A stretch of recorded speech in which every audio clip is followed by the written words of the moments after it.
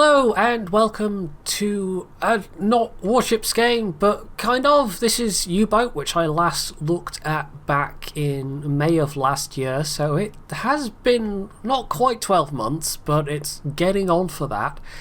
And since that point it's had a fair few updates, so I thought I'd take a look at it again. I have no idea how close this is to release, by the way, but compared to the version I showed off last year, it's a lot less buggy, and there are actual options when you start the game now as well. There's effectively difficulty levels based on when and where you start. So the easiest start is still U96, kind of following on from the tutorial. The game I'm going to show you is U564, the save game I've been playing, which is a little bit later in 1941. You start in Kiel, and the very hardest difficulty is starting at the end of 1944 in Bergen. And of course in 1944 things, at the end of 1944 things weren't going that well for Germany. I haven't tried that difficulty yet though. So let's continue the game I was playing. You might have noticed the captain name I picked.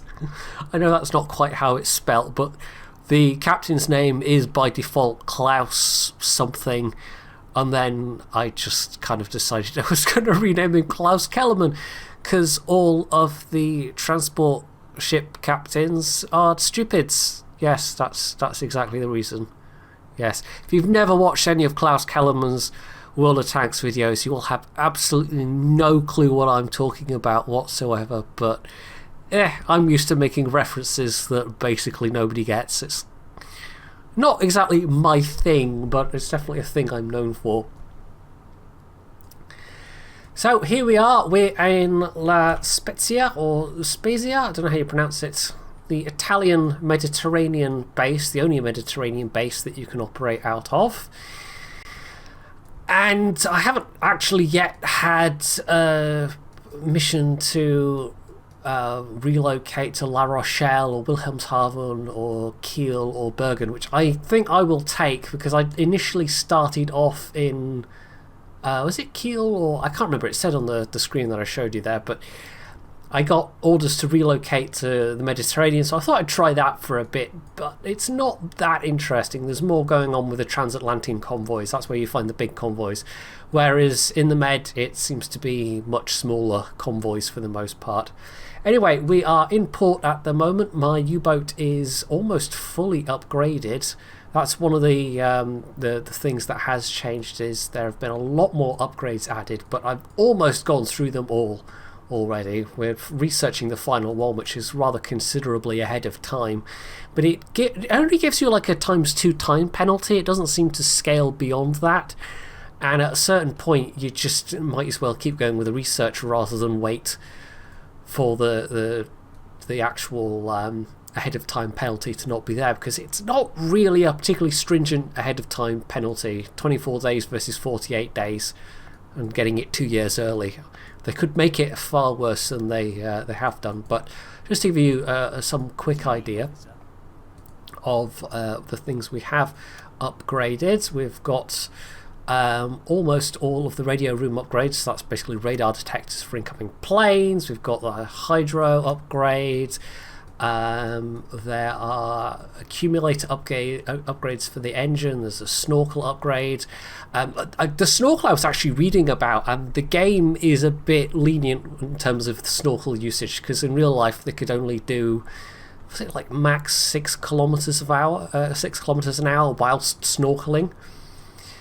But in game you can basically have the snorkel deployed going as fast as you like, so there's no penalty for it really at all. Which there kind of should be, but this isn't a hardcore sim. I mean, they might add that more as a thing later on, but the most hardcore you can play this game is when you start a new game. You have the option of basically doing the whole thing in first person view, so you never get the outside view, and you never get the nice kind of graphical view of ships and stuff that you're attacking. Anyway, we need to actually take a mission. There's a couple of new things on this screen as well. Well, I said a couple of new things. Basically, you can send your crews on holiday to various places for various costs, but it's pretty cheap compared to the amount of points you can actually accumulate.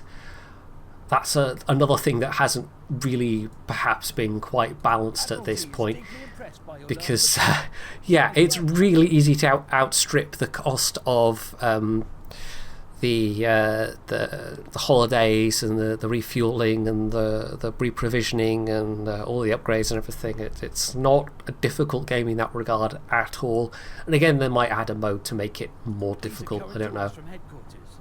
So let's see what's available. Possibly just some patrol missions. And yes, but also we could take an espionage mission near Alexandria. I guess we'll try that. That's something a bit different than just a patrol, because like I say, you don't particularly get big convoys going through the med. So let's select this one and get the ship underway, or at least we will once we've actually got a initial course laid in. All this part hasn't particularly changed. I don't know how many will have seen the video I did in last May, but yeah, the fundamentals haven't really changed. I mean, there have been some like the things like I've pointed out. You can also do things like add custom music for when you've got your radio man. If you have a radio man assigned to the radio room, you can have them play music, which increases crew morale, and you can have your own custom music in there, but you have to basically stick a bunch of WAV files in a folder, which like it's going to take up a fair bit of room potentially, so you're not going to be able to put hundreds of your own music files in there unless you have a particularly high amount of spare disk drive space, but you know, for just a couple it's fine. So yeah, let's put the music on. We're going at speed 2, and we'll yeah, fast forward. That's what we're going to do. And we also want to get the rest of our crew. Well, actually a lot of them are still resting. One of the quirks of the game is when you fast forward time at a port, it doesn't automatically top out the rest bar of your crew for some reason.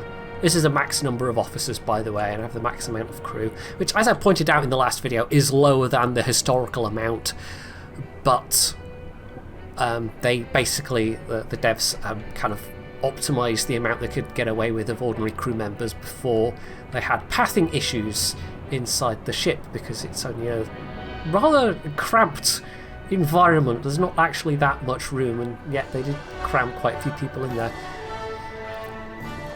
Also, I hope this music isn't going to get my video copyright claimed. It's probably a bit late if it has. Maybe if I put on the other one, it'll be less likely. The jolly jaunty British music. Anyway, so this is our spy.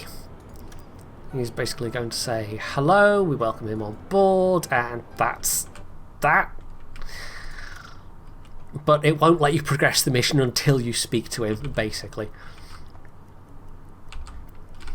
I think they have done a bit of tweaking in terms of things like the time compression and stuff to do with like when it kicks in, depending on how close you are to land. Because when I got back into playing this a bit just to see where it had gotten up to, I remember it being a lot more annoying in terms of kicking into the low time compression, which is when you're near shore or other objects, a lot more often when I was traversing around the place. And there were particularly some areas like transiting around here, for example, could be a real pain in the butt, or getting in and out of Bergen was a real pain in the butt, because you'd be constantly kicking in and out of the high time compression. So basically, like that, yeah. We've gone too close to... Oh, that's not even an island, that's just like a sandbar. For goodness sake. For goodness sake, game. So yeah, there's no... unlike the regular patrols, we don't have any highlighted square. We're just taking somebody quite close to Alexandria. And Alexandria is a lot easier as a port to get close to than some of the mainland Britain ones. I don't know if I've even ever had a mission to take spies to Canadian or American ports. I mean, theoretically it's possible. You've basically got the whole North and South Atlantic on the map there.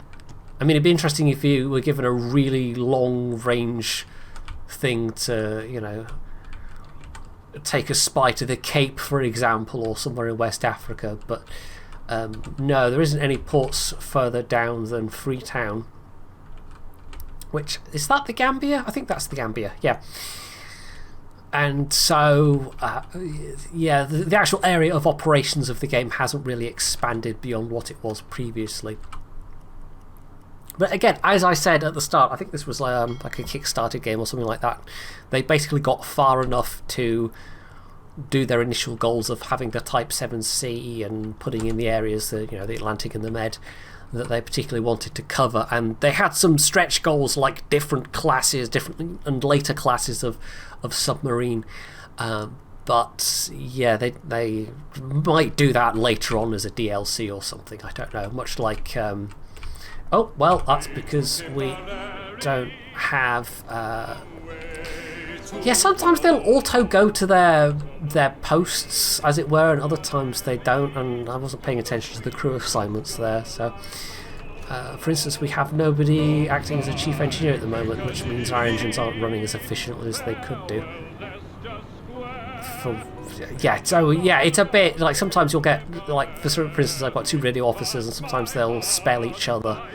So one will go, right, I'm tired, I need a break, and we'll go and do that, and they'll swap automatically. But quite a lot of the time that doesn't happen, so I'm not entirely clear how much of the crew are supposed to be kind of switching their roles automatically depending on what you've assigned them. But it doesn't happen on a particularly consistent basis.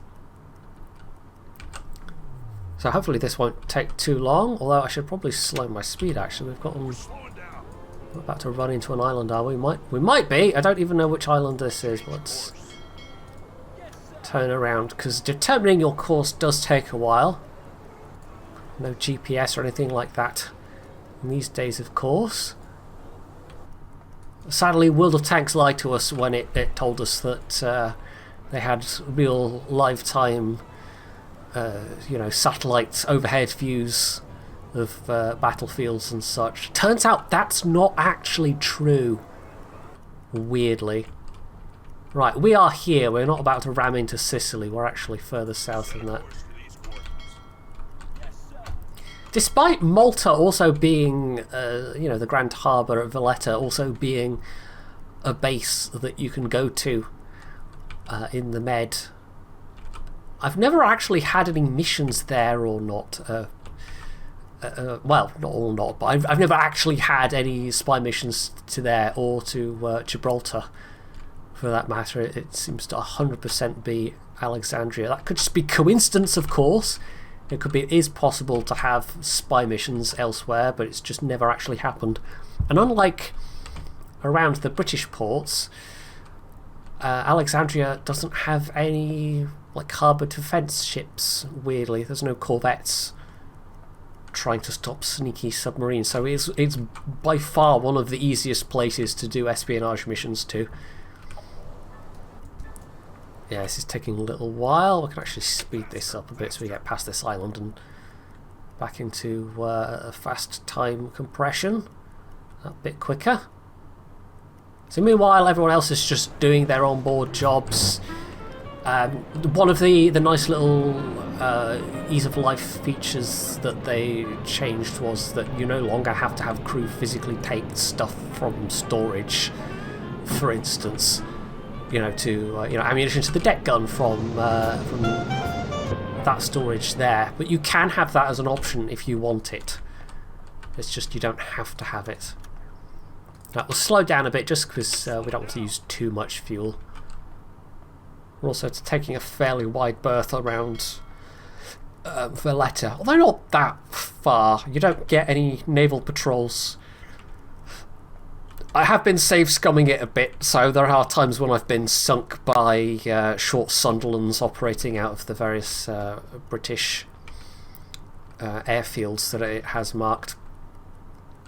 But I haven't actually encountered any since I got the maximum upgrades of my AA, so I've got now a pair of like 20mm cannons or something like that, and quad flat gun, which seems like it would have an impairment on your underwater speed, but in-game terms it really doesn't seem to matter. And having the upgraded conning tower doesn't also seem to affect your buoyancy at all. So yeah, the game is fairly arcade, but I think I pointed this out the first time around. It's not really trying to be a hardcore sim.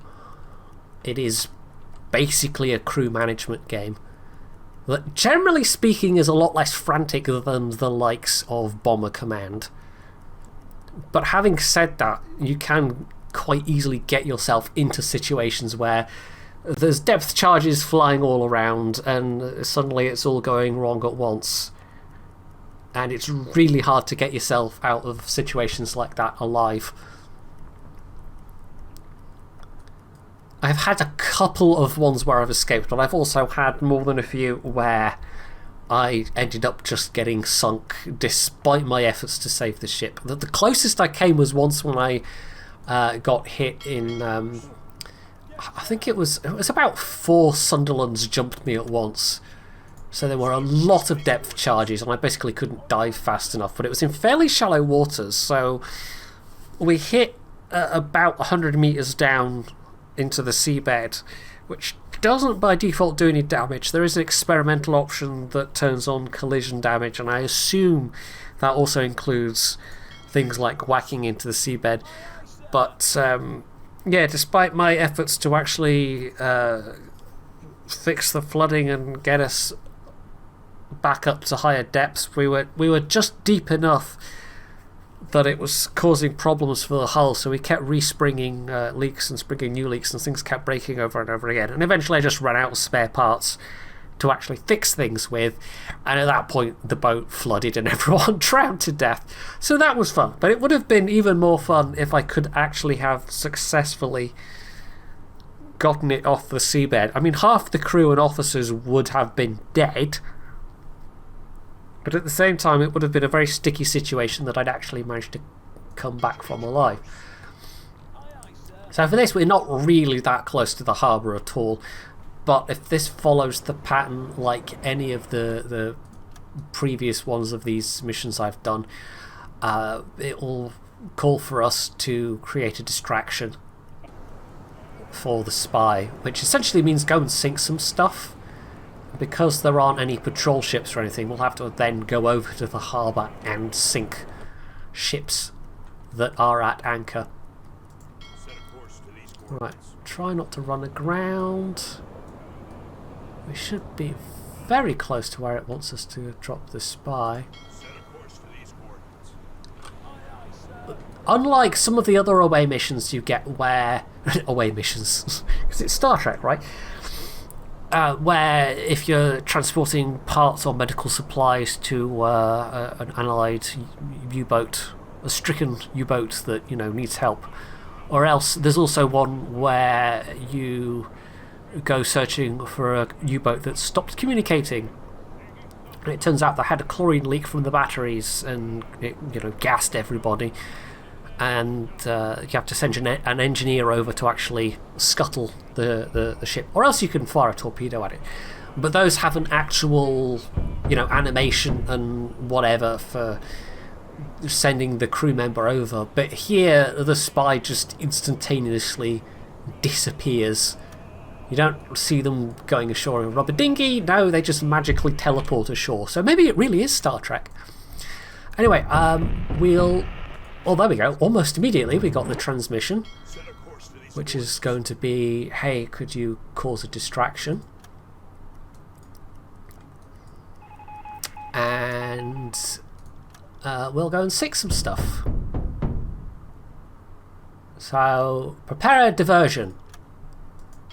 They don't really have port defences here apart from some guns set around the dock, so you can't approach any docks apart from allied docks. And I think there is one neutral dock somewhere. Where was it? Yeah, here we go. The port of Safi. For some reason there's that one single neutral port that you can go to. And yeah, if you surface nearby, they'll start shooting at you, which tends to be bad for your ship because submarines don't really have a lot of armour, or indeed much armour at all. I mean, there is a difference. For instance, the earlier the subclasses used by the US Navy had very thin pressure hulls compared to the later classes. I can't remember which ones specifically were the thin-skinned ones, and then later on they had thicker pressure hulls, but it basically meant they were that much more vulnerable to things like depth charges. It took less for there to be major problems for all involved. So we're just motoring our way here. Unfortunately, the discipline meter is just going down all the while. We can slow the rate at which that is happening a bit. Well, we're not actually at alarm right now, so it was just too many officers assigned that was causing it. But yeah, anytime that you are at alarm, that just plummets. And that particular mechanic, they might have tweaked the numbers, but that's basically the same as it was before. You'll sometimes get crew members breaking down under stress or even having fatal heart attacks. Not the officers, it's only the ordinary crew that can happen to.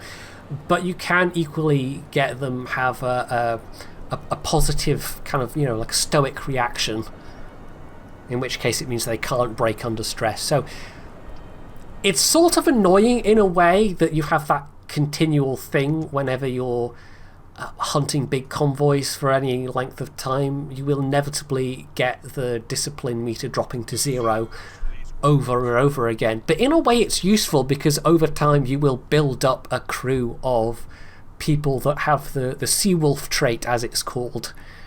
This stoic attitude, which means that they cannot then succumb to panic under times of stress.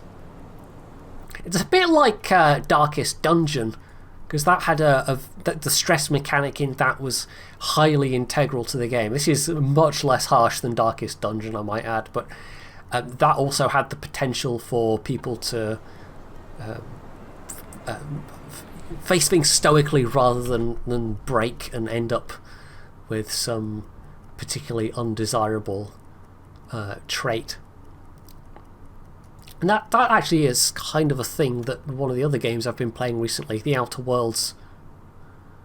Or is it Outer Wilds? Outer Worlds, the Obsidian one. That has a mechanic whereby from time to time it will offer you basically the chance to get extra perk points, as they're called, which let you buy specific bonuses in exchange for taking, extra damage against certain types of creatures or robots or whatever. So it's an interesting system. It's like an upside and a downside bundled into one, rather than a toin cost. One of those. Right. There is one thing at the moment which might be a bug, but for some reason using the attack periscope doesn't seem to work properly.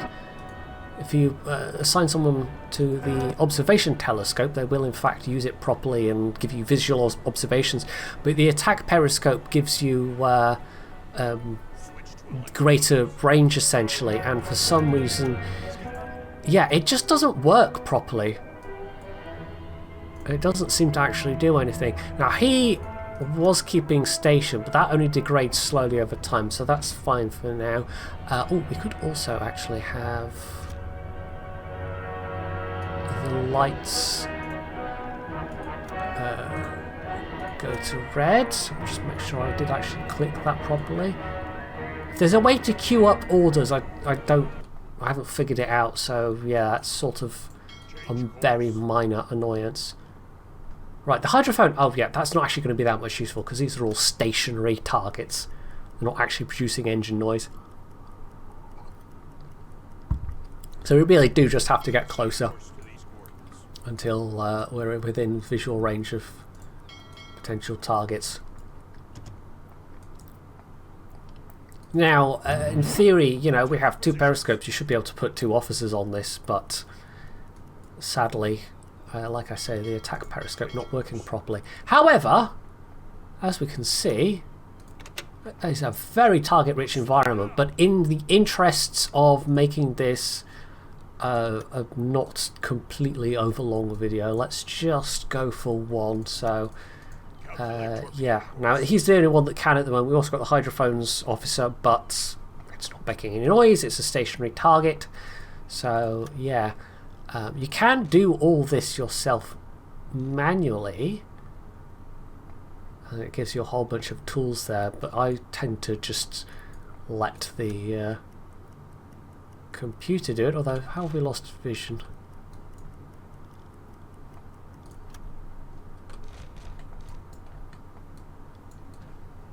Is it because I clicked on that and it hasn't quite properly gone back to the AI doing it? Yeah, I think that was it. Empire Lark. Empire Lark. You can tell they're just like lists of names. Some of the names are a bit odd, but possibly were actually used. I don't know. There were quite a lot of Liberty ships built during the war. Of course, you know, plenty of other cargo ships besides. They were really quite important. We'll actually back up a little bit. Oh, wrong way. Just so we have no problems with the forward tubes having an angle. Because it might take multiple torpedoes to do this on any kind of quick basis. Oh, that was higher. Why is that suddenly dropped? Did we temporarily lose sight? And it's doing that again. Okay.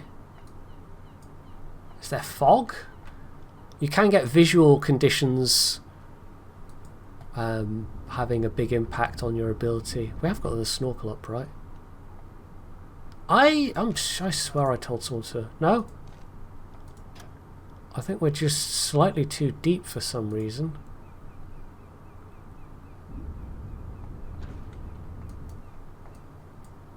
It's not getting a clear look. And we're also down on oxygen, which we should be if the snorkel is operating properly.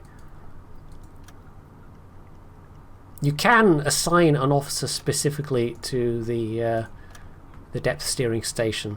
So we might do that just to keep ourselves steady. And we could surface and use our deck gun, of course, but that would be a bit suicidal when there are harbour defences right there. Now let's try 6 meters. I was kind of hoping we'd be done with this bit already, but no, there we go. I've got to start the targeting all over again. It's a 4,500 ton ship. That'll do. There aren't any tonnage requirements for this particular mission. Ordinarily, if I was just playing this and not recording, I would torpedo a lot more than just a single ship. I'd probably expend basically all my torpedoes. But unlike, say, Cold Waters, there isn't any kind of wider war campaign going on that your actions seem to have an effect on. So how much or how little tonnage you actually sink doesn't particularly influence the outcome of anything as far as I'm aware. It just seems to result in having more stuff to spend. You'll see as the solution's refined, the actual bearing flicks around a little bit. But at 96%, I think we are... Oh, there we go, someone got the Seawolf trait. I think we are absolutely fine. And we'll actually fire off 2 torpedoes just for the guaranteed kill. You have got, when you have multiple torps, for example, you can set dispersion. For some torps, you seem to be able to set the speed, but I don't know. I haven't been able to do that with any of the torpedoes I've been using recently. That might only be the earlier models of torpedo. But you can set different depth requirements down to, well, quite deep.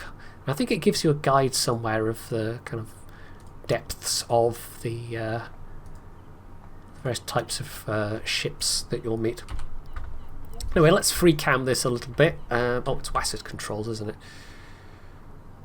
Which is a little bit... yeah, I'm recording this 30 FPS because I'm not quite sure how it'll handle all the various effects and things. Oh, we've lost visual on the ship. Okay, like World of Warships. World of Tanks logic. It's just completely vanished. The port's still there, but oh, didn't mean to jerk it around that much. I sent the actress to the bishop. But we can't see the ship anymore, but hopefully we'll hear the boom. We should hear the boom.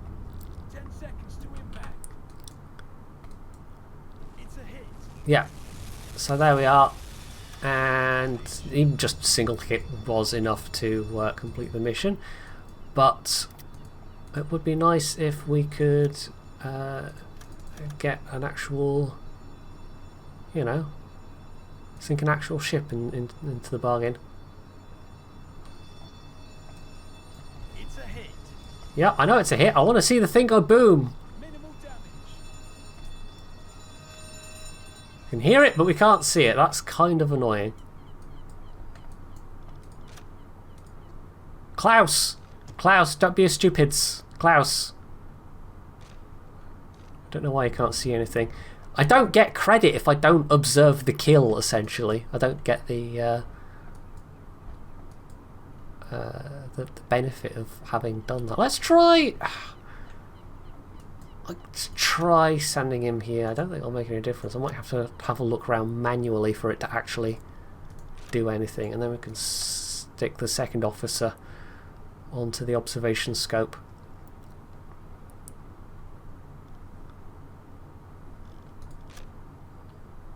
If not, we might just have to, you know, like, it's a pair of torpedoes. I've got more than enough to resupply myself with a pair of torpedoes. So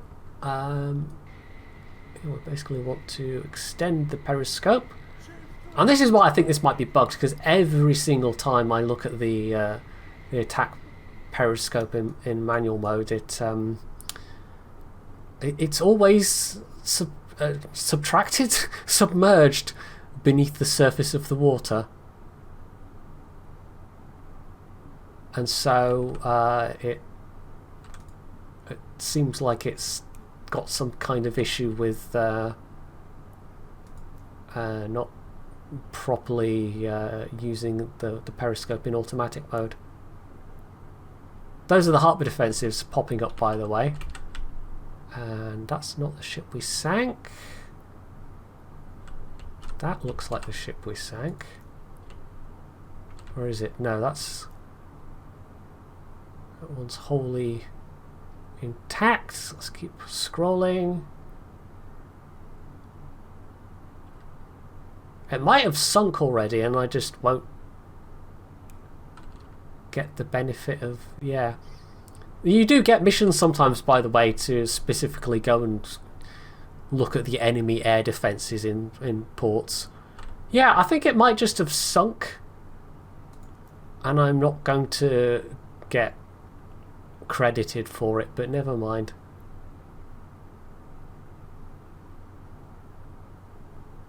That can't be that one. I don't know. Anyway, let's not faff around too much further. Let's get back to port at this point. And that might actually be an incoming convoy. Okay, no, I don't want to get my submarine inland. It for some reason thinks that's where we'll intercept that particular group.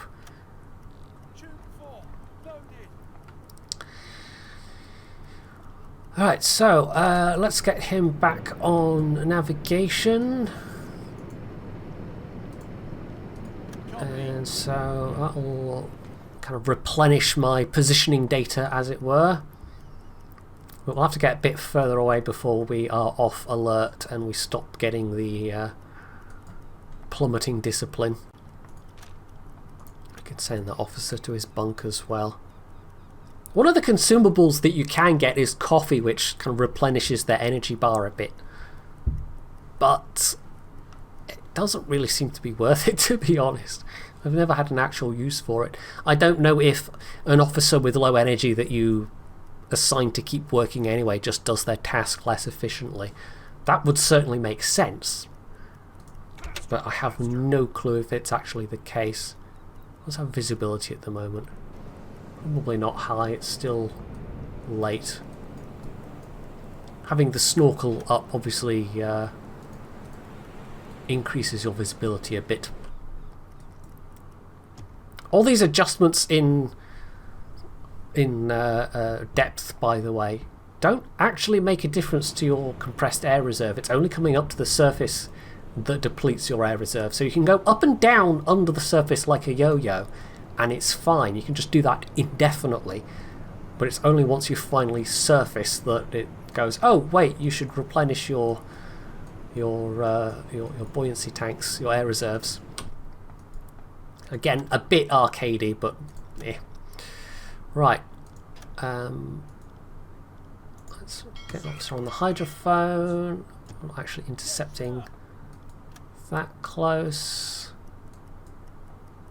And oh well, yeah, this is a new thing, by the way. Inaccurate contacts. So occasionally you'll get, you know there's something in the area, but it gives you basically a search radius, and you have to have a look around to find out what it is. Well, we'll see if there's anything tasty. The very first sortie I made with this save file, I encountered HMS Rodney and actually managed to get a torpedo into it, but I wasn't able to continue the attack. So Rodney limped away. That would have been a really glorious start to the mission, to a save, to score a battleship. And as far as I know, they've actually added a model for the Revenge class battleships as well. I'm pretty sure the Rodney and the Nelson, or the Nelson class battleships were already modelled in the game last year. But at this point, there's more things like destroyers, and like I say, Rodney as well, because I think when I was playing last time it was basically just corvettes and escorts.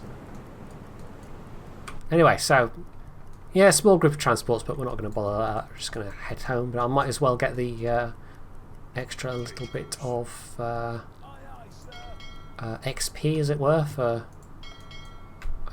reporting the position. You do occasionally come across Allied U-boats just out in the wild, but I don't know if that's a pre-scripted thing where it will just randomly put them near to you occasionally, or if there are several that just follow their own routes around out in the ocean. Ordinarily I would investigate some of these, but I'm not going to bother.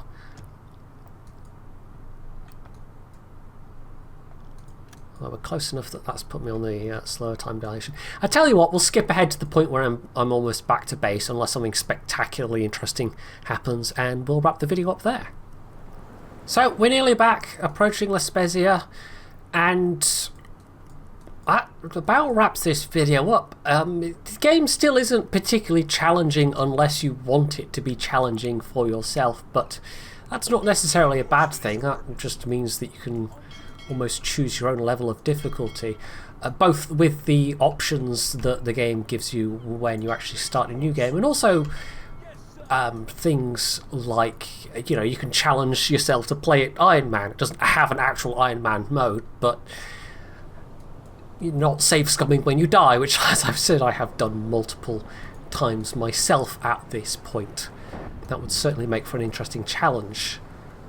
I'd certainly be possibly a bit more cautious at times than I have been, because you can't really afford to take a lot of risks when you're in a U-boat.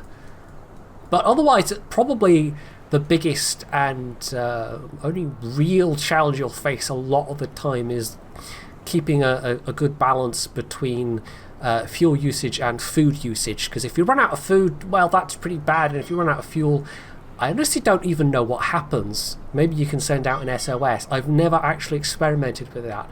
The only really wacky thing I have experimented with is attacking my fellow U-boats. Basically, all of the other U-boats and all your, previously allied bases turn hostile. They don't like you very much. but you can't then go and try and turn yourselves over to the Allies or anything like that. No, at that point just everyone wants to sink you. But it was kind of a fun experiment. So that's it for U-boats. We'll just... Admiralty is dic- There we go. We'll accept. This is a new thing as well. You get various awards and badges for your crew, including your officers getting things like Iron Crosses with various levels of... Yes, I've got Knight's Cross with oak leaves at the moment. And now everyone gets one of those because we've done a suitable number of patrols. So yeah, like I say, that's about it for this game. You can find it on Steam, possibly other places. I would have to double check that, but definitely Steam. If it looks interesting to you, well, I can only say it's not grown significantly since I looked at it last year, but it's a lot more stable, a lot more refined, a lot more polished, and there aren't nearly so many silly bugs as there were in that earlier version. So that's what they've really been working hard at, is making this a much more refined product for release. So if you enjoyed this video, you can do all the usual things down underneath it, and of course, as always, stay tuned for more.